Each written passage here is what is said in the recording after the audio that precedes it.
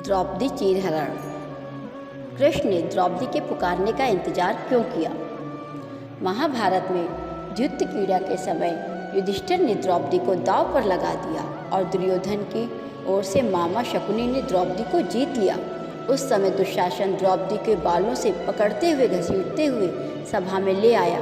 जब वहाँ द्रौपदी का अपमान हो रहा था तब भीष्म पितामह, द्रोणाचार्य और विदुर जैसे न्यायकर्ता और महान लोग बैठे थे, लेकिन वहाँ मौजूद सभी बड़े दिग्गज मुंह झुकाए बैठे रहे। द्रौपदी को घसीट कर लाया जा रहा था। तब तक भी द्रौपदी को यह भान नहीं था कि मेरा चीरहरण होने वाला है। जब दुशासन ने भरी सभा में द्रौपदी की साड़ी उतारने के लिए कहा गया, तब द्रौपदी को इस बात का एहसास हुआ कि संकट बड़ा है। उस वक्त उसने अपने सबसे प्रिय सखा भगवान श्री कृष्ण का नाम पुकारा।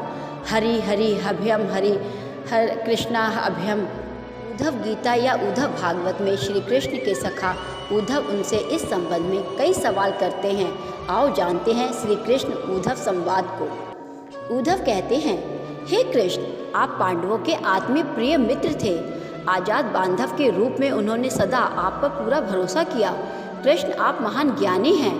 आप भूत, वर्तमान व भविष्य के ज्ञाता हैं, किंतु आपने सच्चे मित्र की जो परिभाषा दी है, क्या आपको नहीं लगता कि आपने उस परिभाषा के अनुसार कार्य नहीं किया?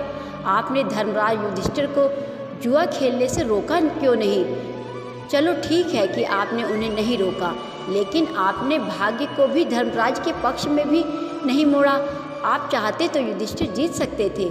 आप कम से कम उन्हें धन, राज्य और यहाँ तक कि खुद को हारने के बाद भी रोक सकते थे। उसके बाद जब उन्होंने अपने भाइयों को दांव पर लगाना शुरू किया, तब तो आप सभा कक्ष में पहुँच सकते थे। आपने वह भी नहीं किया।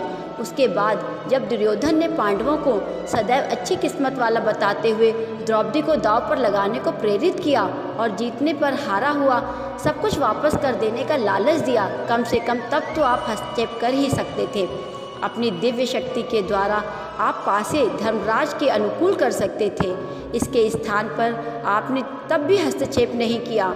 जब द्रौपदी लगभग अपना शील खो रही थी, तब आपने उसे वस्त्र देकर द्रौपदी के शील को बचाने का दावा किया, लेकिन आप यह दावा भी नहीं कैसे कर सकते हैं? उसे एक आदमी घसीट कर सभा में लाता है और इतने सारे लोगों के सामने निर्वस्त्र करने के लिए छोड़ देता है। एक महिला का शील क्या बचा? आपने क्या बचाया? अगर आपने संकट के समय में अपनों की सहायता नहीं की, तो आपको आपात बांधव कैसे कहा जा सकता है? बताइए, आपने संकट के समय में सहायता क्यों नहीं की? तो क्या फ़ायदा? क्या यही धर्म है?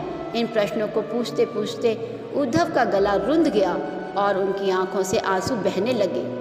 भगवान श्री कृष्ण मुस्कुराते हुए बोले, प्रिय उद्धव, यह सृष्टि का नियम है कि विवेकवान ही जीतता है।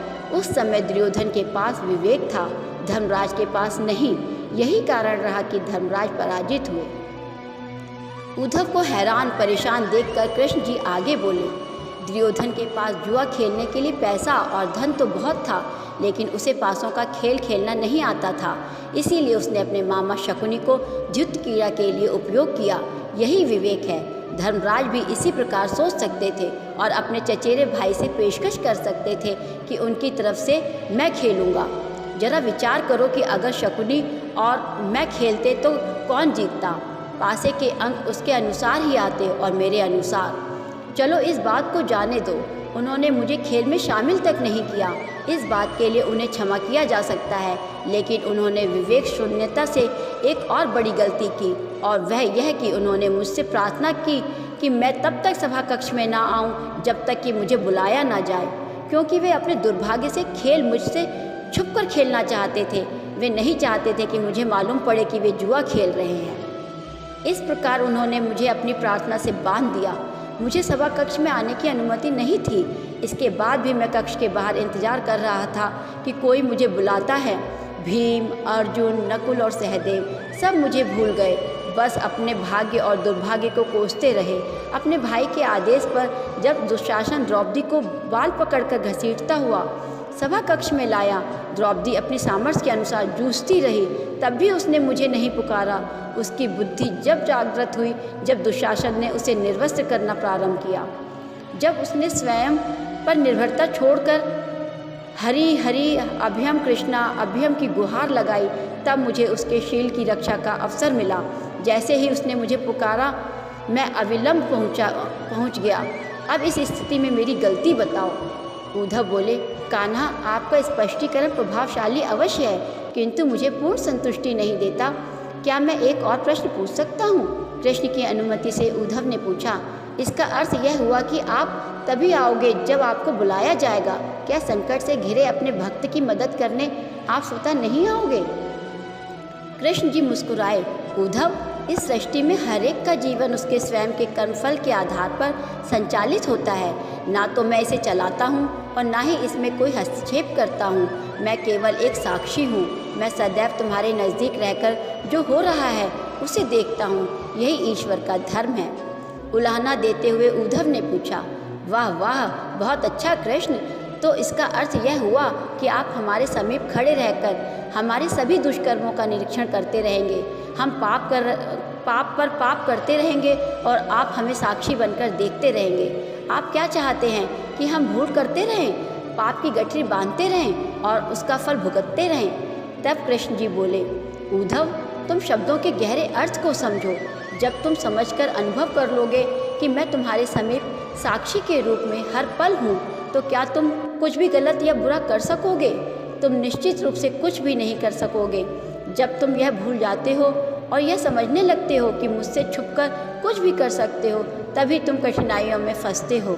धर्मराज का अज्ञान यह था कि उसने माना कि वह मेरी जानकारी के बिना जुआ खेल सकता है। अगर उसने यह समझ लिया होता कि मैं प्रत्येक के स्थान के साथ हर समय साक्षी रूप में उपस्थित हूँ, तो क्या खेल का रूप कुछ और नहीं होता? उद्धव मंत्रमुग्ध हो गए और बोले, प्रभु, कितना गहरा दर्शन है, कितना महान सत्य है। प्रार्थना और पूजा पाठ से ईश्वर को अपनी मदद के लिए बुलाना तो महज हमारी पर भावना है, किंतु जैसे ही हम यह विश्वास करना शुरू कर देते हैं कि ईश्वर के बिना पत्ता भी नहीं हिलता, तब हमें साक्षी के रूप में उनकी उपस्थिति महसूस होने लगती है।